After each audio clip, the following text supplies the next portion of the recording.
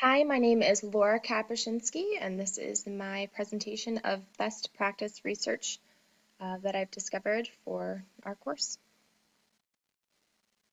So Adam is the student that I'm focusing on for this assignment and through our coursework assignment for this semester. Adam has a difficult time decoding and recoding words while reading them. This leads to choppy fluency and comprehension. I will focus on decoding for this assignment. I believe that part of his challenges have to do with his reading confidence. Adam is not solid in his letter names or his letter sounds. He often uses the alphabet cards that are in our classroom to help him remember the sounds for all of the letters while he's sounding out a word. When he's sounding out a word, he will say individual sounds, and they're very staggered. So if he looks at the word bat, he has to look up and discover that that's a B, and he'll say b, ah, t, and then he kind of just pauses and will look away. And so while I've been researching, I found a lot of evidence that decoding challenges might be related to working memory. So I'm wondering if Adam is having problems with his working memory. According to Nevo and Bresnitz, numerous studies during recent years have documented associations between working memory and children's achievements in different reading skills, including decoding, reading comprehension, speed of reading, and spelling. And when I think of Adam, that fits him very, very well. So through this research, I'm investigating strategies that help with decoding and strategies that help with working memory. So the current interventions Adam is involved in, he works in a small group, one teacher to 3 students, 30 minutes a day, 4 times a week. They are in a scripted reading program called Early Interventions in Reading. This program is a phonics-based program, so it follows a lot of the same script, a lot of the same skills, or a lot of the same interventions and strategies are used with different phonics skills. So they repeat a lot of the same, it's very repetitious, but with different skills each week, each day. In the classroom, I work with Adam 2 to 3 times a week in a small group. We work on phonics skills and high frequency word reading. We're reading leveled texts mainly, in addition to doing just a few phonics based activities every day that we work together. And Adam receives support as he needs it to complete weekly reading work that's either through myself or through a paraprofessional that's in my classroom. Adam also does the iReady program twice a week, which is a computer-based program that is aligned to his needs in 5 different areas of reading. He has made achievements in his iReady scores. There's a baseline assessment that really targets where he is. It gets more difficult as students do well, and it gets easier as students struggle. And so I think it's a pretty good assessment of what he knows, and he's doing computerized lessons to help him progress through iReady. So the first strategy that I found is phoneme deletion and manipulation is what I'm calling it. So Bendini, Santos, and Souza say the relationship between phonological awareness and phonological working memory is important for the development of language. The primary function of phonological working memory is to temporarily store unfamiliar sounds or the sound structures of new words as the basis for the establishment of lexical representations that gradually form and extend the vocabulary.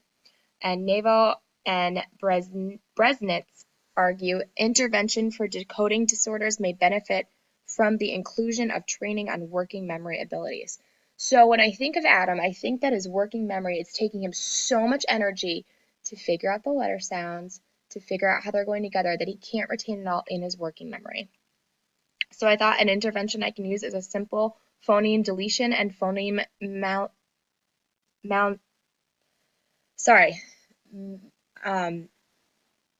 manipulation activities. So when I give him a word, say cat, cat, change k to rat.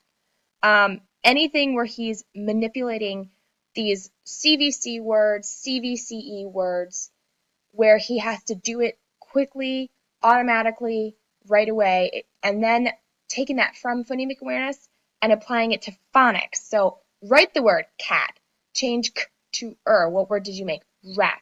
We do a little bit of this in whole group instruction, but I think that it would really help him doing it in small group instruction where I can focus on him and see how long it's taking him to complete these activities to really determine if his working memory is doing all right or if he needs more support. And hopefully participating in these activities will help Adam recognize and apply patterns while decoding words. So he can look for those word patterns. He won't have to read them because they've been in his working memory, and he can just read them automatically without having to decode them. The next intervention that I found that I really like is the pause, prompt, praise intervention. So according to Ryder, in this strategy, the teacher pauses rather than supports when a student gets to an unfamiliar word when reading aloud.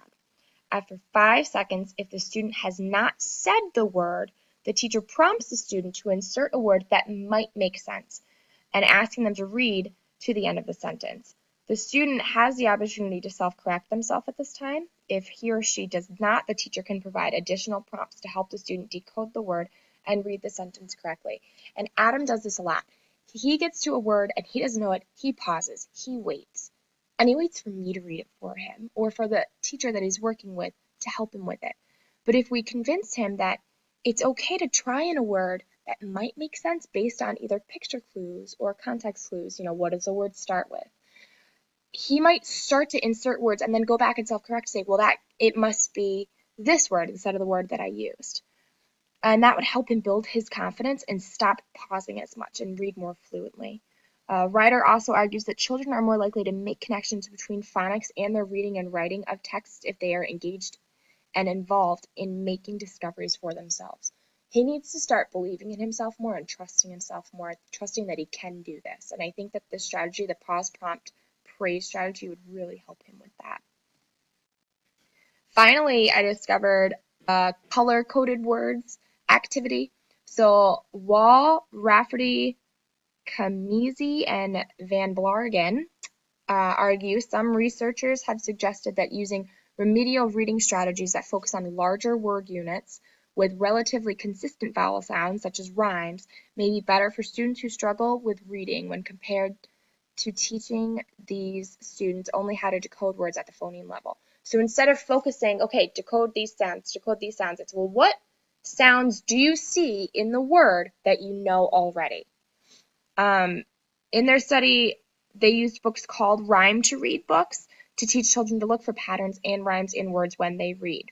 I looked up the Rhyme to Read books. I didn't find a lot of information on them, but there is an app that you can get for the iPad that follows the same type of skill. So sentences are composed of CVC words following a specific vowel pattern, and the vowel pattern is highlighted. So instead of knowing that you have to decode this word, you know that it's an ill word. I will fill the box and run up the hill. They're all color-coded. You know what's coming. You don't have to sound it out. And I think that would help Adam build his confidence. According to Wall, this strategy may help students who struggle with attaining the alphabetic principle read instructed words and promote near transfer skills, uninstructed words with the same rhyme pattern as the words used during instruction for some readers. So I could just create sentences or find books that follow specific rhymes and either use those books, or I can use those books when I'm assessing because they won't be color-coded, and I can write the sentences out and color-code them. To help Adam look for patterns while he's reading and help him read more whole words rather than relying on his decoding skills. So to assess these activities, with the phoneme deletion and manipulation, I can create checklists to track correct and incorrect answers during work time. I could also use assessments such as the Quick Phonological Awareness Screening Assessment to monitor progress. That assessment, it assesses rhyming recognition, rhyming production, syllable awareness, initial sound identification, and final sound identification. So that would really help me to see how Adam is working with words when he's given a word. I could assess the pause, prompt, praise strategy by using running records to track fluency and how many times Adam struggles to decode words. I could also keep a list of words Adam inserts as an unknown word and compare the words to the words in the text to identify why he might have used the inserted word. So is he relying on the pictures? Is he relying on the sentence structure? Is he relying on phonics, oh, the word begins with B, maybe it's ball. Oh, it ends with a T. Maybe it's bat. So how is he deciding what words should go in those blanks? To assess the color-coded word strategy, I could provide Adam with a copy of the same text as the color-coded text without color-coding the words. So I said that earlier. I could find books that follow those rhyme patterns and rewrite them so they're color-coded on a piece of paper and then give the book to Adam. So now he has to read them without relying on those color-coded. Is he able to do it, or does he really need to rely on the color-coded words to read the words? So for some differentiation options, for all three of these activities, I probably wouldn't use them with my Tier 1, my on and above grade level kids. If I did, I would use them during whole group instruction. For my Tier 2s, I'd use them in small group instruction. I would probably use words that are following our reading program. Every week we learn a new skill. This week we are learning about pokey E and long I, how I pokes, or E pokes I and I says his name. So, I could use words that we're learning in our reading program or words that we've already learned to give those kids some more support using these strategies to manipulate those words to be able to read them. And for my kids that are severely below grade level, I would probably stick with CVC words. So I would absolutely work in small group instruction, maybe even individual instruction with some of the activities. And I would work with short vowels. I would work with CVC, maybe introduce digress and blends as they're used to it. It's hard to know how you're going to differentiate until you think of the specific kids you're working with. And all of them need something different. So I would alter these activities to meet their needs if I think they would be appropriate. In conclusion, Wall argues that word decoding problems are highly associated with problems in phonological awareness. Nevo and Bresnitz argue findings suggest that even before the formal teaching of reading begins, it's important to reinforce working memory abilities in order to maximize future reading achievements. For Adam, I think I need to help him improve his working memory and his decoding skills simultaneously because I think they're impacting each other. Since I've done all of this research, I haven't been able to work with him a lot. We had a snow day today, which is why I was able to finish this assignment. So I don't know if I'm on base with this, but I know it's a good place to start for Adam. And so I want to try using these with him to see if he's making progress or if I need to investigate further.